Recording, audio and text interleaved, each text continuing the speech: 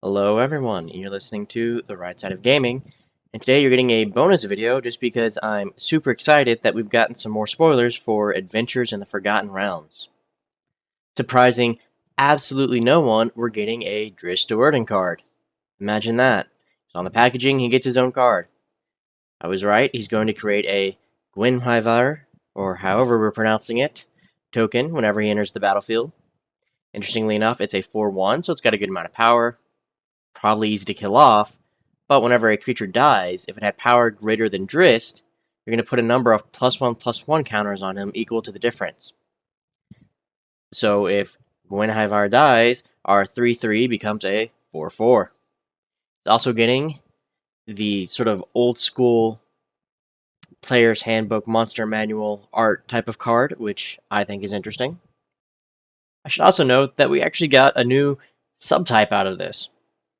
If you're not aware, Ranger is a class type in D&D. You have sort of your core classes, your Bard, your Cleric, Wizard, Fighter, Ranger, Rogue, Sorcerer, Barbarian, all that good stuff.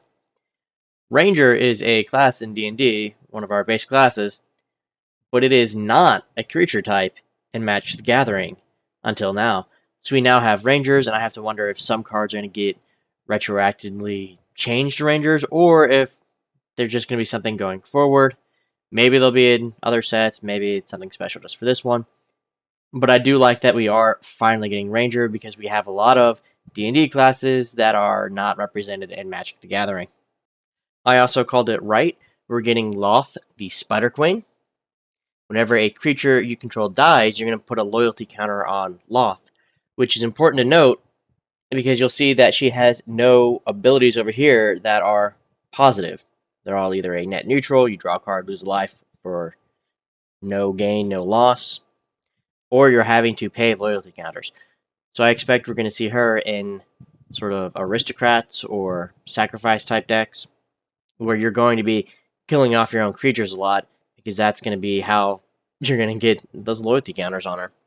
I should note that her -3 creates 2 spider tokens, and if they both die, that becomes a negative -1 loyalty counters, because you're paying 3 to put them out there, and then when each of them dies, you're putting 1 back on.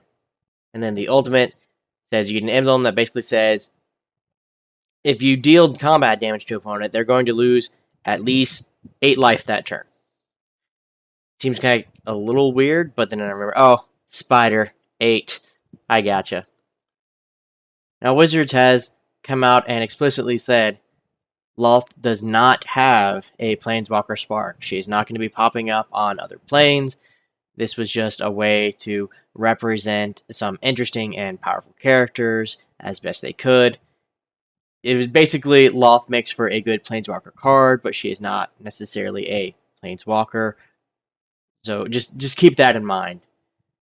Finally, we have Bruno or Battlehammer. I haven't really read any of the books, but I am aware of some of the major characters. He is one of the friends and allies of Drizzt.